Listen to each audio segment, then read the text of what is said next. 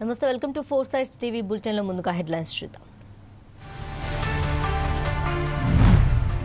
కాసేపట్లో cabinet sub committee అత్యవసర సమావేశం. ఇందిరమ్మ కుటుంబ జీవిత బీమా పథకం విధి విధానాలపై కసరత్తు.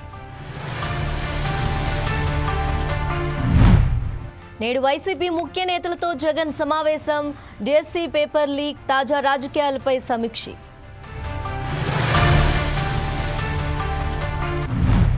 ఈ రోజు సాయంత్రం పవన్ కళ్యాణ్తో నిర్మాతల భేటీ. చిత్ర పరిశ్రమలోని సమస్యలతో పాటు పర్సంటేజ్ విధానంపై చర్చ. తెలంగాణలో భగ్గుమంటున్న ఎండలు. ఒక్కరోజే వడదెబ్బకు 54 మంది మృతి.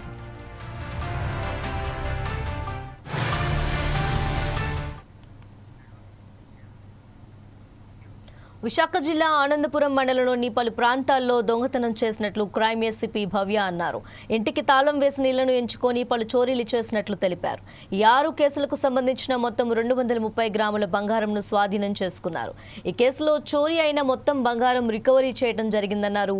సిపి ఆదేశాల మేరకు north crime CI Prakash, SI Sharif ఆధ్వర్యంలో స్పెషల్ టీంను ఏర్పాటు చేసి నిందితుని పట్టుకున్నట్లు చెప్పారు. అలాగే నిందితుడు రాంబాబుపై సుమారు 40 కేసులున్నట్లు తెలిపారు.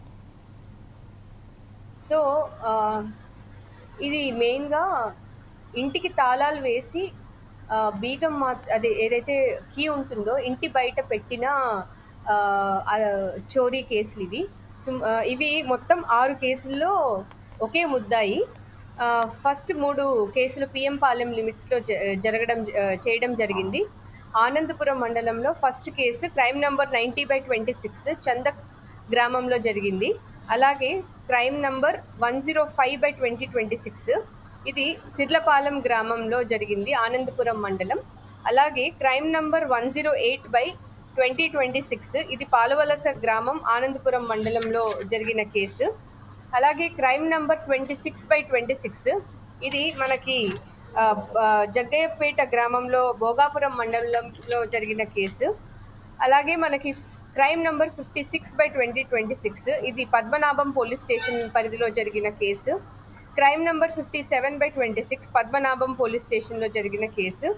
సో ఇదన్నిటికీ ఒకే ముద్దాయి. సుమారుగా మనకి 6 కేసుల్లో ఒకే ముద్దాయి చేశారు.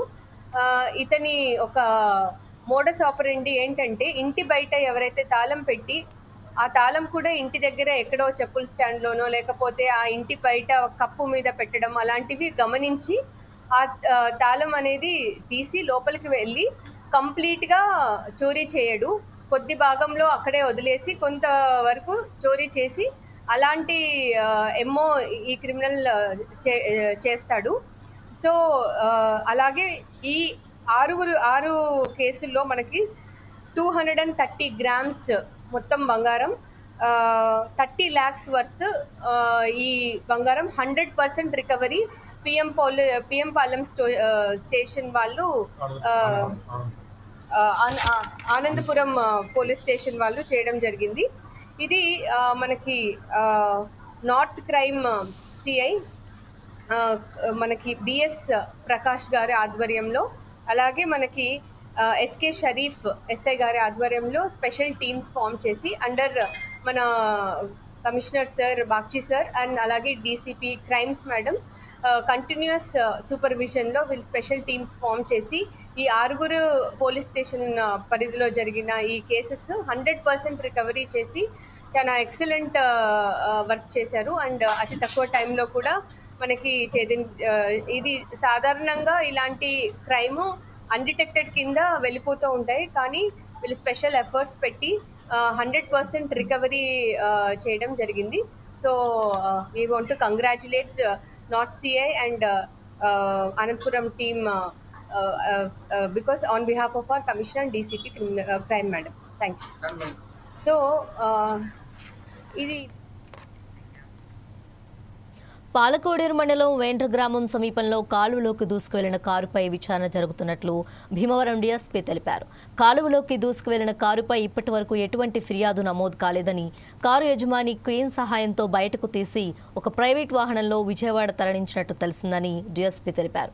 దీని వివరాలను లోతుగా అధ్యయనం చేస్తున్నట్లు, అనుమానం వస్తే కేసు నమోదు చేస్తామని, ఇది ఒక హోంగార్డుకు చెందిన కారుగా అనుమానిస్తున్నట్లు ఆయన తెలిపారు. అని పాలకోడేరు దగ్గర మనకు ఒక కల్వర్ట్ ఉంటుంది. అక్కడ అది పంట కాలువ కన్నా ముందున్న కల్వర్ట్. అటు ఒక టర్నింగ్ డీప్ కర్వ్లో ఒక ఇన్నోవా క్రిస్టా ఒక వెహికల్ మొన్నటి రోజు అంటే ఎర్లీ మార్నింగ్ 2:33 మధ్యలో వస్తూ అక్కడ దాంట్లోకి పంట కాలంలోకి వెళ్ళిపోయింది బండి. అతను ఎవరు ఏంటి దాని మీద ఎలాంటి కంప్లైంట్స్ లేకపోతే లోకల్గా విఆర్ఓ గారు కంప్లైంట్ ఇస్తే దాని మీద విచారించాం. ఇప్పుడే మనకు డ్రైవ్ చేసినటువంటి విక్రమ్ అనే అతను మనకి ఇప్పుడే మా ఎస్ఐ గారు అతన్ని విచారించడం జరిగింది విజయవాడలో. సో ఆయన కథనం ప్రకారంగా ఆయన ఏం చెప్తున్నాడంటే, నైటు అటు నుంచి వస్తున్నప్పుడు ఆయన ఒకడే డ్రైవ్ చేసుకొని వస్తున్నాడు. ఆయన గూగుల్ మ్యాప్స్ ఏదో పెట్టుకుంటా ఉంటే ఆయనకి డీప్ కర్వ్ దగ్గర కొంచెం సరిగా ఇదైపోయింది, కన్ఫ్యూజన్ వచ్చింది.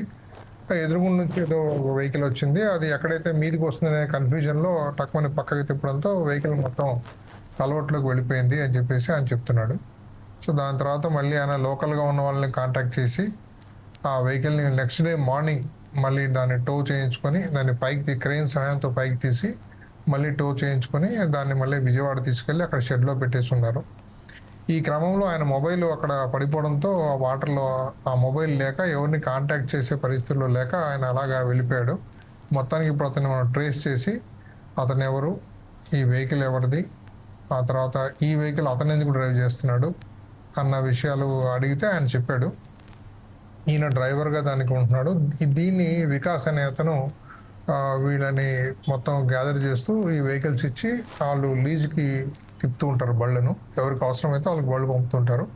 బేసికలీ ఈ బండి వచ్చేసి సతీష్ అని ఇక్కడ ఉన్నటువంటి ఒక హోమ్ గార్డు. ఆ అబ్బాయి 6 years బ్యాక్ ఆయన లోన్లో తీసుకున్నాడు. ఆ తీసుకున్న దానికి వీళ్ళు ఈఎంఐస్ కట్టడము లేకపోతే మంత్లీ ఇంత డబ్బులు పే చేయడం చేస్తుంటారు. అంతే తప్ప దీంట్లో ఇంక ఎలాంటి అనుమానాలకు ఎలాంటి తావు లేదు. ఇతను ఒక్కడే డ్రైవరు. ఆయన వస్తూ అదుపు తప్పడము, ఆపోజిట్లో ఆ కల్వర్ట్ పై నుంచి మన బ్రిడ్జ్ మీద నుంచి వెహికల్ వచ్చినప్పుడు ఆయనకేం కనిపించక ఆ నైట్లో ఎక్కడైతే వచ్చి మళ్ళీ యాక్సిడెంట్ అయిపోయి అతనికి గుద్దుతుందేమో అనే భయంతో పక్కకి తీయడంతో ఎక్స్ట్రీమ్ రైట్కి వెళ్ళిపోయాడు. ఈయన వెళ్ళడమే రాంగ్ సైడ్ వెళ్ళి దాని కిందకి ఆ పంటకాలంలోకి వెళ్ళిపోయింది వెహికల్. అంతకుమించి దీంట్లో అయితే మాకు ప్రస్తుతానికి ఇంకేం విషయాలు లేవండి. రకరకాల కథనాలు చెప్తున్నారు. బట్ మాకున్న ఒక క్లారిటీ ఏంటంటే ఇప్పుడు ఆ డ్రైవరే మాట్లాడాడు మాతోటి, జరిగింది ఇంతే సార్, ఇంతకుమించి ఏం కాదు. నేనైతే మార్నింగ్ లోకల్గా ఉన్న వాళ్ళని నేను కాంటాక్ట్ చేశాను, వాళ్ళ యొక్క సహాయంతో క్రెయిన్ తోటి వెహికల్ తీసాం, మళ్ళీ మేము టో చేసుకుని విజయవాడ తీసుకెళ్ళిపోయాము, వెహికల్ బాగా డ్యామేజ్ అయింది నేను చెప్తున్నాను.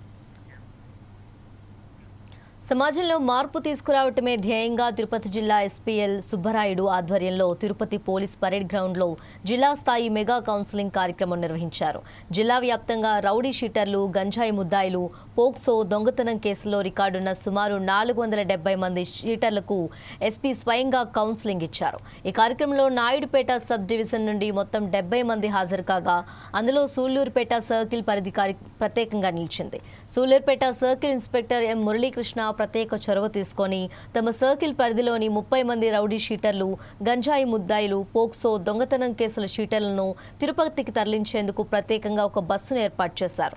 సిఐఎం మురళీకృష్ణ పర్యవేక్షణలో సూళ్లూరుపేట ఎస్ఐలు గంట అజయ్ కుమార్, సుబ్రహ్మణ్యం రాజు, తడా ఎస్ఐ కొండప్పనాయుడు, పోలీస్ సిబ్బంది స్వయంగా ఆ బస్సులో ఈ 30 మందిని సురక్షితంగా తిరుపతి పోలీస్ గ్రౌండ్స్ కు తీసుకువెళ్లారు. సప్లై చేస్తున్న వాళ్ళను మరియు ఎక్కువగా ప్రాపర్టీ అఫెన్స్లో ఇన్వాల్వ్ అయిన వాళ్ళను జిల్లా వ్యాప్తంగా దాదాపు 452 మందిని ఈరోజు తిరుపతి జిల్లా హెడ్ క్వార్టర్ పిలవడం జరిగింది. తిరుపతి జిల్లా యొక్క ప్రాశస్తిని, ఆధ్యాత్మిక నగర ప్రాశస్తిని వారికి గుర్తు చేస్తూ ముఖ్యంగా రిపీటెడ్గా అఫెన్సెస్లో ఇన్వాల్వ్ అయిన వారిపై తదుపరి కఠిన చర్యలు తీసుకోబడతాయి అని, ఒకవైపు వారి పరివర్తన కావాలి, వాళ్ళు మారాలి అని గుర్తు చేస్తూ ఎవరైతే కంటిన్యూగా అఫెన్సెస్లో ఇన్వాల్వ్ అవుతారో, కంటిన్యూగా మళ్ళీ అఫెన్సెస్లో ఇన్వాల్వ్ అవుతారో వారిపై కఠిన చర్యలు తీసుకుంటారని వాళ్ళకి చెప్పడం జరిగింది, హెచ్చరించడం జరిగింది. ఇటీవల కాలంలో దాదాపు 17 వరకు ఈ NDPS, quit NDPS PD act కేసులు పెట్టడం జరిగింది. అదేవిధంగా 13 వరకు పీడీ యాక్ట్ కూడా పెట్టడం జరిగింది. 184 పోక్సో షీట్స్, ఎవరైతే మైనర్ గర్లపై అఘాయిత్యాలు చేశారో వారిపై 184 పోక్సో షీట్స్ ఓపెన్ చేయడం జరిగింది. దాదాపు ఇప్పటి వరకు 257 ఈ గాంజా షీట్స్ కూడా ఓపెన్ చేయడం జరిగింది. ఎవరైతే కంటిన్యూగా గాంజా ఇన్వాల్వ్ అవుతారో వారిపై కూడా షీట్స్ ఓపెన్ చేయడం. ఇప్పటి వరకు దాదాపు 500 గంజా టెస్ట్ కూడా చేయడం జిల్లాలో జరిగింది. ఇప్పుడు ఒక బస్సును కూడా సెపరేట్గా దీనికి కేటాయించి జిల్లా డిఎస్పీ స్థాయి అధికారి ఆధ్వర్యంలో ప్రతి ప్రాంతంలో కూడా గంజా టెస్టులు చేయడం, ఎవరైతే పాజిటివ్ వస్తుందో వారిని మళ్ళీ విచారించడం, ఎక్కడి నుండి గంజా వచ్చిందనేది ఫర్దర్ విచారించి వారిపై కూడా చర్యలు తీసుకోవడం జరుగుతుంది. ఈరోజు ముఖ్య ఉద్దేశం ముఖ్యంగా ఎవరైతే అలజడి సృష్టిస్తున్నారో, ఎవరైతే ఎక్కువగా law and order problem create చేస్తున్నారో, రౌడీజం కానీ, పోక్సో కేసెస్ కానీ, లేదా ఈ ప్రాపర్టీ అఫెన్సెస్ కానీ, గంజా ఇన్వాల్వ్ అయిన పెద్దర్స్ అని, వీళ్ళందరినీ కూడా ఒకే హెచ్చరిక, మీరు మారాలి. మారకుండా ఇదే విధంగా ప్రవర్తిస్తే కఠిన చర్యలు చట్ట ప్రకారం తీసుకోవడం జరుగుతుందని హెచ్చరించడం జరిగింది. పీడియాట్ కూడా పెట్టడం జరుగుతుంది. అవసరమైతే ఎక్స్టర్న్మెంట్ బహిష్కరణ కూడా చేయడం జరుగుతుందని వారిని హెచ్చరించడం జరిగింది. మీడియా సోదరులందరి ద్వారా నేను ఒకటే వీళ్ళందరికీ కూడా అవగాహన కల్పించాలి. ఎవరు కూడా పుట్టుకతో తప్పు చేసిన వారు కాదు. కొన్ని సందర్భాలలో కొన్ని పరిస్థితుల్లో తప్పు చేసింటారు. వారికి ఖచ్చితంగా పోలీసు వారు అవకాశం ఇవ్వడం జరుగుతుంది. మారితే ఖచ్చితంగా వారిని గౌరవించడం జరుగుతుంది. మారకుండా చట్టాన్ని చేతుల్లో తీసుకుంటే మాత్రం చట్ట ప్రకారం కఠిన చర్యలు తీసుకోవడం జరుగుతుందని చెప్పడం జరిగింది. Thank you. పశ్చిమ గోదావరి జిల్లా పాలకులలో వైసీపీ మాజీ ఎమ్మెల్సీ మేకా శేషబాబు మంత్రి నిమ్మల రామానాయుడుపై మండిపడ్డారు. రామానాయుడు ప్రెస్టేషన్లో మాట్లాడుతున్నారని, అందుకే వ్యక్తిగత విమర్శలు చేస్తున్నారని అన్నారు. దమ్ముంటే రాజకీయంగా ఎదుర్కోవాలని, కానీ వ్యక్తిగత విమర్శలు తగదని ఆయన అన్నారు. తాను ఎప్పుడైనా రాజకీయంగా ఎదుర్కొన్నానే తప్ప వ్యక్తిగత విమర్శలు చేయలేదని తెలిపారు. రామానాయుడు మతిభ్రమించి మాట్లాడుతున్నారని అన్నారు. చెప్పాలంటే ఆయనకి 2 సార్లు ఎమ్మెల్సీ చేసినటువంటి వ్యక్తికి ఒక ఇరిగేషన్ శాఖలో ఒక డైరెక్టర్ ఇచ్చారంటే ఆయనకి తెలియక, ఆయనకి తెలిసే ఇచ్చారు. ఎవరికి? రామానాయుడు గారికి ఒక తెలిసి ఆ డైరెక్టర్ స్థాయికి ఆయన దిగజార్చారంటే, ఆయన యొక్క స్థాయిని తగ్గించారంటే, అంటే ఇక్కడ ఒక చట్టసభల్లో ఉన్నటువంటి వ్యక్తులకి ఏ రకమైనటువంటి అవకాశం ఇచ్చిందో, ఒక బలహీన వర్గాలకు సంబంధించినటువంటి నాయకుడిని ఏ రకంగా దిగజార్చారో దీన్ని బట్టి మనందరికీ కూడా అర్థమవుతుందనే విషయాన్ని సందర్భంగా తెలియజేస్తాం. మీరు కూడా గతంలో గ్రాడ్యుయేషన్ ఎమ్మెల్సీగా పోటీ చేశారు. 2 లక్షల ఓట్లు గ్రాడ్యుయేషన్ ఎమ్మెల్సీ అంటే 2 లక్షల ఓట్లకి సంబంధించి మీరు ఆ రోజు కనీసం మీకు వచ్చిన ఓట్లన్నీ 2000 లోపు, 1500, 2000 లోపు. అంటే నా స్థాయి అది, మీ స్థాయి అది. మంత్రిగా ఉంటే ఏదైనా మాట్లాడితే చెల్లుతుంది అనేటువంటి విధంగా ఆయన అనుకుంటున్నారేమో. ప్రజలు ఎవరు కూడా అమాయకులు కాదు. అందరూ కూడా చాలా చైతన్యవంతులు. ఎవరేంటి, ఎవరు చెప్పేది వాస్తవం. జోగి గారు ఆ రోజు పార్లమెంట్ మెంబర్గా ఉన్నప్పుడు బ్రిడ్జి నిర్మాణం చేయడం జరిగింది. 80 మందికి ఇళ్ల స్థలాలు ఇవ్వడమే కాదు, ఇల్లు కూడా కట్టించడం జరిగింది. లింక్ రోడ్లు జిల్లా పరిషత్ చైర్మన్గా ఉండగా మల్లవరం నుంచి ఆగత్పాలు నుంచి సరిపల్లి వరకు కూడా లింక్ రోడ్లు వేసి అవన్నీ కూడా కనెక్టివిటీ. ఎందుకంటే గతంలో సైకిల్ నెత్తి మీద పెట్టుకుని వెళ్ళేటటువంటి పరిస్థితి మట్టి రోడ్లలో. ఆ రోజుల్లో నేను లింక్ రోడ్లు నిర్మాణం చేసి ఆ రోజు ఒక ఆగత్పాలెం గ్రామంలోనే కాదు, తెల్లపూడి కానివ్వండి, పెనుమోదం కానివ్వండి, అరటగట్ల కానివ్వండి, అదేవిధంగా అనేక గ్రామాల్లో యలమంచులు కానివ్వండి, వ్యాప్తంగా ఒట్టు వసంత్ కుమార్ గారు గ్రామీణాభివృద్ధి శాఖ మంత్రిగా ఉన్నప్పుడు నేను ఆయన్ని రిక్వెస్ట్ చేసి ఎక్కువ నిధులు పట్టుకొచ్చి ప్రతి మండలానికి, ప్రతి గ్రామానికి, ప్రతి నియోజకవర్గానికి కూడా పెద్ద ఎత్తున కోట్లాది రూపాయలు మరి ఎన్ఆర్జీఎస్ నిధులు తీసుకొచ్చి అభివృద్ధి చేసినటువంటి పరిస్థితి నేను ఒకసారి మీకు తెలియజేస్తా ఉన్నాం. ఏదో ఫ్యాక్టరీకి రోడ్డు వేయించుకోలేదు అన్నాడు ఆయన. ఫ్యాక్టరీ కాదు, ఆయన ఇంటికి రోడ్డు వేశారు, ఆయన ఇంటికి డ్రైన్ కట్టాను. మన ఆగత్పాలు ఆగర్ రిక్రూట్మెంట్ 3 కోట్ల రూపాయలతో శాంక్షన్ చేయించడం జరిగింది. మరి ఆ 3 కోట్ల రూపాయలు కూడా మరి ఆయన వాళ్ళ అధికారంలోకి వచ్చిన క్యాన్సిల్ పెట్టడం జరిగింది.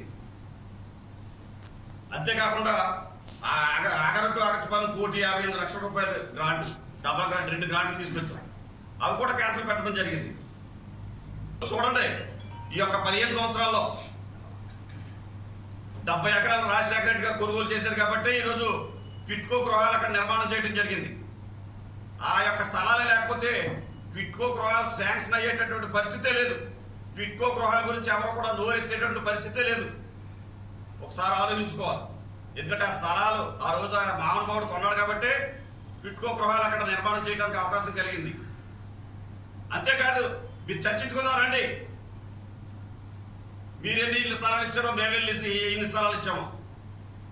జగన్మోహన్ రెడ్డి గారి టైంలో 100 ఎకరాలు కొనుగోలు చేసి జగనన్న కాలనీలు దగ్గలూరు గ్రామమే కాదు, యలమంచిలి మండలంలో కానివ్వండి, పాలకొల్లు మండలంలో కానివ్వండి, పూడూరు మండలంలో కానివ్వండి, అనేక చోట్ల జగనన్న కాలనీ ఇచ్చి అన్ని చోట్ల కూడా వాళ్ళందరికీ కూడా సైట్లు ఇవ్వడమే కాకుండా హౌసెస్ కూడా నిర్మాణం చేసుకునే విధంగా మరి చేయడం జరిగిందనే విషయాన్ని సందర్భంగా తెలియజేస్తాం. పశ్చిమ గోదావరి జిల్లా నర్సాపురంలో రాష్ట్ర ప్రభుత్వ ఆదేశాల మేరకు ఆపరేషన్ క్లీన్ స్వీప్ కార్యక్రమం చేపట్టారు.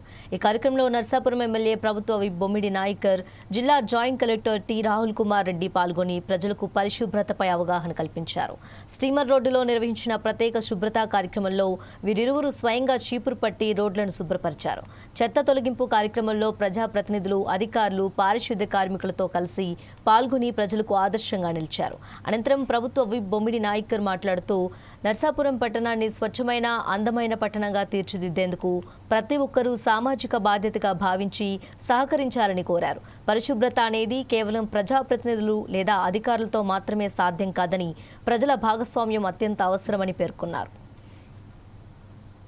ముఖ్యమంత్రి వర్యులు గారి ఆదేశాల మేరకు మన పశ్చిమ గోదావరి జిల్లాలో ఆపరేషన్ క్లీన్ స్వీప్ స్టార్ట్ చేయడం జరిగింది. అందు సందర్భంగా ఈరోజు నర్సాపురం పట్టణంలో గౌరవ మన శాసనసభ్యులు వారి సమక్షంలో ఈ స్టీమర్ రోడ్డు మేజర్గా తీసుకొని ఇక్కడ ఆపరేషన్ క్లీన్ స్వీప్ చాలా సక్సెస్ఫుల్గా కండక్ట్ చేయడం జరిగింది. నర్సాపురం పట్టణం అంటేనే చాలా ప్రాముఖ్యత ఉన్న ప్రదేశం. ఇక్కడ శానిటేషన్కి కొంత ఇబ్బందిగా ఉందని చెప్పి అందరికీ తెలుసు. దాన్ని ఎమ్మెల్యే గారు కానీ ఇతర పెద్దలందరూ కూడా దాని సమస్యని పరిగణించి దీన్ని ముందుకు వెళ్ళాలి, నెక్స్ట్ 45 డేస్లో ఈ సమస్య మొత్తం పరిష్కారం జరగాలనే ఉద్దేశంతో ఎప్పటి నుంచో సంకల్పించుకొని శానిటేషన్ మీద లాస్ట్ 2 వీక్స్ నుంచి పెద్దగా మనం సొల్యూషన్స్ ఐడెంటిఫై చేయడం జరుగుతుంది. అదేవిధంగా ఆపరేషన్ క్లీన్ స్వీప్ కూడా మనకి ఒక మంచి ఇనిషియేటివ్గా వస్తుంది. కాబట్టి నెక్స్ట్ 1 వీక్ ఏం చేస్తామంటే, ఫస్ట్ 1 వీక్ మనము ఈ రెడ్ స్పాట్స్ కానీ, ఎల్లో స్పాట్స్ కానీ, రోడ్ల మీద ఉన్న చెత్త అంతా కూడా క్లీన్ చేసుకుంటూ, ప్రజలకు అవగాహన చేసుకుంటూ, సోర్స్ సెగ్రిగేషన్ అంటే తడి చెత్త, పొడి చెత్త వేరు చేసుకుంటూ, రోడ్ల మీద ఎక్కడ చెత్త వేయకోకుండా మున్సిపల్ సిబ్బందికి మాత్రమే చెత్త వేసే విధంగా చర్యలు తీసుకోవడం జరుగుతుంది. 2వ వారం మనము ఇదంతా కూడా ఈ డ్రైన్ క్లీనింగ్, నాలా క్లీనింగ్, ఎందుకంటే మన నర్సాపురం పట్టణం అంటే మళ్ళీ ఇది తీర ప్రాంతం కాబట్టి కొంచెం వర్షం వస్తే ఖచ్చితంగా ఈ డ్రైన్స్ ఇవన్నీ పొంగిపోయేదానికి అవకాశం ఉంటుంది. ముందుగానే మేజర్, మీడియం డ్రైన్స్ అన్ని కూడా మనము డీసిల్టేషన్ చేసుకుంటూ, అదేవిధంగా నెక్స్ట్ 1 వీక్ కూడా మైనర్ డ్రైన్స్ అన్ని కూడా డీసిల్టేషన్ చేయడం జరుగుతుంది. 3వ వారం కూడా మనం జీవీపీస్ కానీ, నెక్స్ట్ ఈ రోడ్ మార్జిన్స్ కానీ, అవన్నీ కూడా సైనేజెస్ కానీ, మన కర్బాల్ పెయింటింగ్స్ కానీ, ఫుట్పాత్స్ కానీ, ఇవన్నీ కూడా ఇష్యూస్ క్లియర్ చేసుకుంటూ ఎటువంటి చెత్త లేకుండా రోడ్ల మీద క్లీన్గా ప్రజలకు అవగాహన క్రియేట్ చేసేది 3rd వీక్ జరుగుతుంది. 4th వీక్ ముఖ్యంగా జీవీపీస్, గార్బేజ్ వలరబుల్ పాయింట్స్ అని ఉంటాయి. అక్కడక్కడ చెత్త రొటీన్గా వేస్తుంటారు జనాలు. అవన్నీ ఐడెంటిఫై చేసుకొని వాటిని క్లీన్ చేసుకుంటూనే వాటిని రీటైన్ చేసుకోవాలనే ఉద్దేశంతో ముందుకెళ్ళడం జరుగుతుంది. ఇలా 4 వారాలు ఈ కార్యక్రమం చేసుకుంటూనే ప్రజలకు అవగాహన క్రియేట్ చేసుకుంటూ ఒక స్వచ్ఛ నర్సాపురం టౌన్ ఎలా బిల్డ్ చేసుకోవాలనే ఉద్దేశంతో ఆనరబుల్ ఎమ్మెల్యే గారి గైడెన్స్ ప్రకారము, ఇతర పెద్దల గైడెన్స్ ప్రకారము అందరి సమక్షంలో ఈ కార్యక్రమం సక్సెస్ఫుల్గా నర్సాపట్నంలో జరుగుతుంది.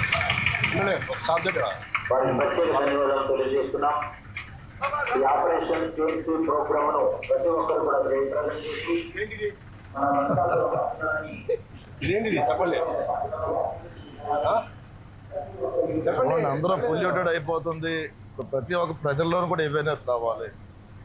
నేను నర్సాపురమే కదా, నర్సాపురం డంపింగ్ ఇబ్బంది పడుతున్నాం. మనం ఉన్న చెత్తలో 50% కవరే కనపడుతుంది, అవునా కదా? మరి అలాంటప్పుడు మాకెంత రెస్పాన్సిబిలిటీ ఉందో అధికారులకు ఎంత రెస్పాన్సిబిలిటీ, అది సేమ్ ప్రజలకు కూడా రెస్పాన్సిబిలిటీ ఉండాలి.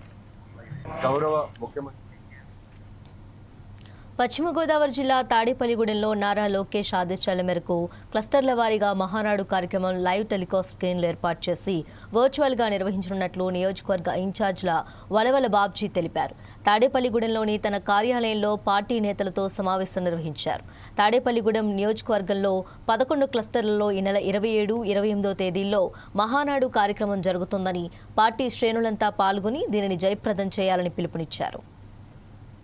ఈ నెల 27, 28, 29 తారీఖుల్లో నెల్లూరులో జరగవలసిన తెలుగుదేశం పార్టీ మహానాడు కార్యక్రమాన్ని జాతీయ అధ్యక్షులు చంద్రబాబు నాయుడు గారు రద్దు చేసిన సంగతి అభిమానులు, తెలుగుదేశం పార్టీ అభిమానులకి, కార్యకర్తలకి, నాయకులకి అందరికీ కూడా తెలుసు.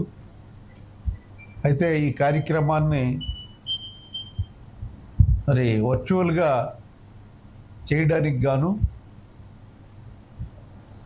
తెలుగుదేశం పార్టీ కార్యనిర్వహణ అధ్యక్షులు, జాతీయ అధ్యక్షులు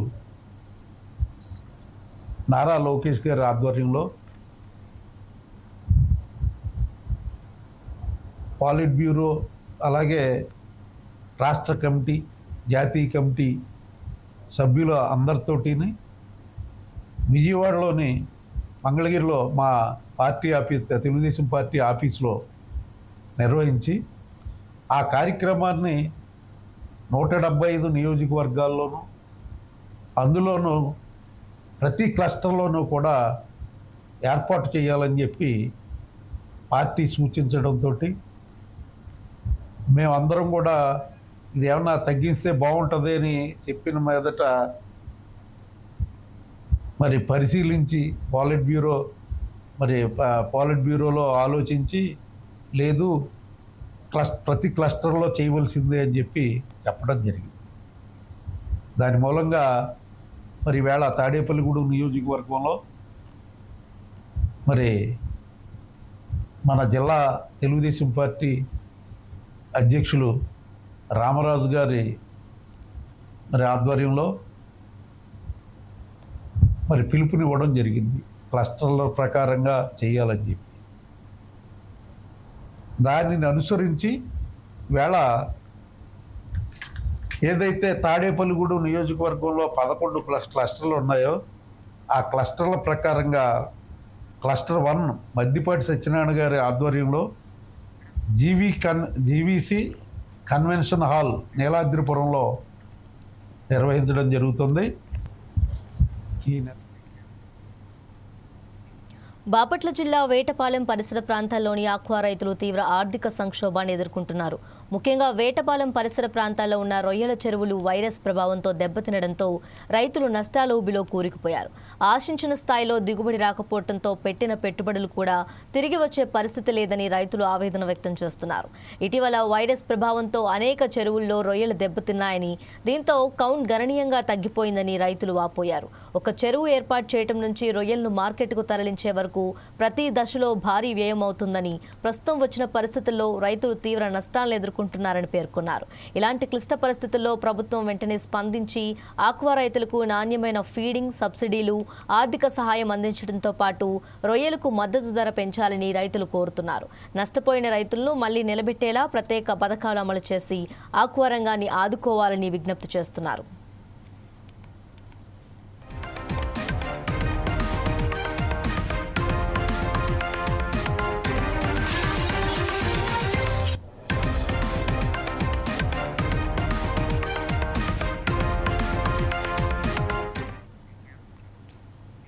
దివ్యాంగుల జీవనోపాధికి భరోసా కల్పించాలని అవసరం ఉందని గుంటూరు జిల్లా కలెక్టర్ సాయికాంత్ వర్మ అన్నారు.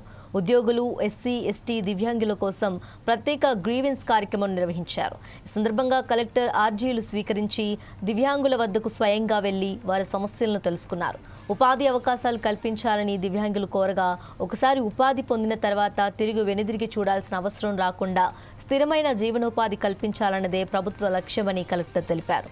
జిల్లాలోని దివ్యాంగుల సంఖ్య, వారి విద్యార్హతలు, నైపుణ్యాలు, అనుభవాలకు సంబంధించిన పూర్తి వివరాలు సమర్పించాలని సూచించారు. అవసరమైన వారికి ఉపాధి కల్పన మరియు నైపుణ్యాభివృద్ధి శాఖ ద్వారా ప్రత్యేక శిక్షణలు అందించేందుకు చర్యలు తీసుకుంటామని చెప్పారు. అలాగే వేసవి తీవ్రతను దృష్టిలో ఉంచుకొని గ్రీవెన్స్ ప్రాంగణంలో కూలర్లు, తాగునీరు, మజ్జిగ వంటి సదుపాయాలను ఏర్పాటు చేసినట్లు తెలిపారు. నమస్కారం అండి. ఈరోజు మన గుంటూరు జిల్లా కలెక్టరేట్లో దివ్యాంగులకి, అదేవిధంగా ఎస్సీ, ఎస్టీలకి ప్రత్యేకమైన గ్రీవెన్స్ ఏర్పాటు చేయడం జరిగింది. అందులో భాగంగా వికలాంగులు, persons who are differently abled, వీళ్ళందరూ కూడా వచ్చి వాళ్ళ అర్జీలు ఇస్తున్నారు. వాటిని క్వాలిటీగా డిస్పోజ్ చేసి వారికి అడిగిన ప్రభుత్వం నుంచి ఇచ్చే సహాయం కానీ, పథకాలు కానీ అవి నేరుగా వారికి అందించే విధంగా మనకి గౌరవనీయులు మన రాష్ట్ర ముఖ్యమంత్రి వర్యులు ఆదేశాలు ఇచ్చారు. దానికి అనుసరించి ఈరోజు ఈ గ్రీవెన్స్ సెల్ ఏర్పాటు చేసి వారికి వచ్చే గ్రీవెన్సెస్ని ప్రత్యేక దృష్టితో జిల్లా అధికారులు అందరూ కూడా ముందుండి వాటిని రిజాల్వ్ చేసే దిశగా ముందుకు వెళ్తున్నారు. వాటన్నిటిని కూడా సక్సెస్ఫుల్గా రిజాల్వ్ చేసి వాళ్ళందరికీ ఉన్న ఇబ్బందులు తొలగించి రాష్ట్ర ప్రభుత్వం నుంచి ఇచ్చే సపోర్ట్ కానీ స్కీమ్స్ కానీ పథకాలని పూర్తి స్థాయిలో ఇంప్లిమెంట్ చేసే దిశగా మన గుంటూరు జిల్లా ముందుకు వెళ్తుంది. Thank you. ఈ సెల్ఫ్ ఎంప్లాయ్మెంట్కి సంబంధించి ఇప్పుడు చాలామంది కూడా దివ్యాంగులు కలిసి రిక్వెస్ట్ చేయడం జరిగింది. ఒకసారి వాళ్ళు దగ్గర నుంచి లిస్ట్ తీసుకొని ఎవరెవరు ఎటువంటి వృత్తులు చేయాలనుకుంటున్నారో ఆ జాబితాను తీసుకొని మనకి విమెన్ అయితే ఎస్హెచ్జి గ్రూప్స్ ద్వారా, అదే మగవాళ్ళు అయితే మనకి స్కిల్ డెవలప్మెంట్ మరియు డిస్ట్రిక్ట్ ఎంప్లాయ్మెంట్ ఆఫీసర్ ద్వారా వీళ్ళందరికీ కూడా ఒక ప్రత్యేకమైన దృష్టి పెట్టి వారికి స్వయం ఉపాధి కానీ లేదా ప్రైవేట్ కంపెనీస్లో కూడా ఉద్యోగ అవకాశాలు, ఉపాధి అవకాశాలు ఏ విధంగా కల్పించవచ్చు అనే దిశగా we will take necessary action. వాళ్ళందరికీ డెఫినెట్గా రాష్ట్ర ప్రభుత్వం, జిల్లా యంత్రాంగం పూర్తి సపోర్ట్ ఇస్తుంది. వాళ్ళకి స్వయం ఉపాధి కూడా ఏర్పాటు చేసి వాళ్ళందరూ కూడా సెల్ఫ్ డిపెండెంట్ అవ్వే విధంగా మేమందరం కూడా చర్యలు తీసుకోవడం జరుగుతుంది. దామల చెరువు నేండ్రగుంట రహదారి ఆనుకొని పాకల మండలం ఇరంగారింపల్లి వద్ద ఓ రైతు పొలంలో జేసీబీతో తవ్వకాలు సాగిస్తుండగా సుమారు 5 అడుగుల సింహవాహిని అయిన శ్రీ దుర్గాదేవి విగ్రహం బయటపడింది. సమాచారం తెలుసుకున్న పరిసర గ్రామాల ప్రజలు అక్కడికి చేరుకొని పూజలు చేశారు. విగ్రహాన్ని, పీఠాన్ని పరిశీలిస్తే ఉలితో చెక్కిన పురాతన విగ్రహంలా లేదని, ఆధునిక యంత్రాలతో కొత్తగా చెక్కినట్లు కనిపిస్తుందని ఇంకొందరు అనుమానిస్తున్నారు. మరోపక్క భూ యజమాని సుబ్రహ్మణ్యం మాట్లాడుతూ దుర్గాదేవి అమ్మవారు రోజు కలలో కనిపించి భూమిలో నుంచి బయటకు తీసి పూజలు చేయండి చెప్తుందన్నారు. నాగుపాము రోజు వచ్చి ఇక్కడికి వెళ్తుందన్నారు. రాత్రి తన పక్కనే ఉండి ఉదయాన్నే వెళ్లిపోతుందని చెప్పారు. అమ్మవారి విగ్రహం తన భూమిలో దొరకటం తాము ఎప్పుడో చేసుకున్న అదృష్టమని భూ యజమాని సుబ్రహ్మణ్యం పేర్కొన్నారు. ఇరంగారిపల్లి పాకాల మండలం, ఇరంగారిపల్లి పంచాయతీ పొలంలో ఇప్పుడు ఇక్కడ ఉండేది తెలిసింది. ఎట్లా అంటే స్వప్నంలో, ప్రతిరోజు స్వప్నంలో చెప్తూ వస్తూ ఇక్కడ ఉన్నాను.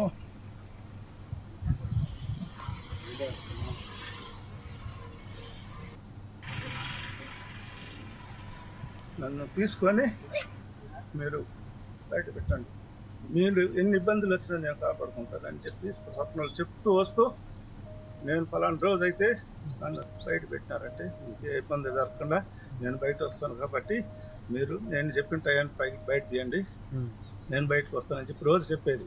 కానీ మేము భయపడి తేలేదు. కానీ మమ్మల్ని నిద్రపోనికుండా మా గురువుని నన్ను ఇద్దరిని ఇబ్బంది పెడుతూ ఇక్కడ పని ప్రారంభించేదానికి మూనుకున్నాం.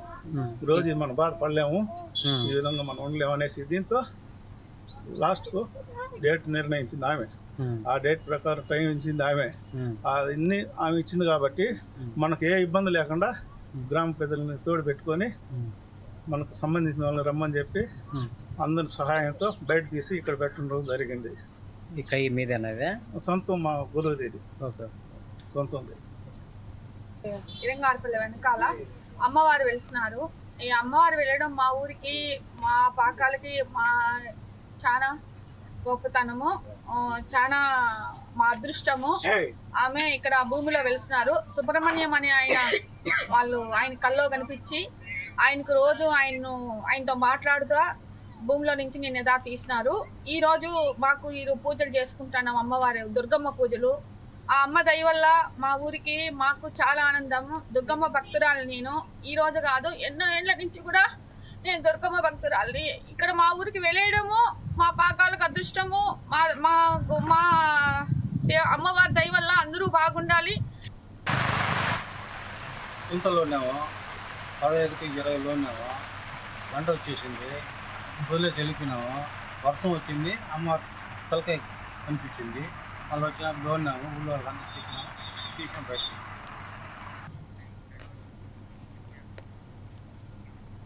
ఇవి బులెటిన్ అప్డేట్స్. చూస్తూనే ఉండండి 4 Sides TV.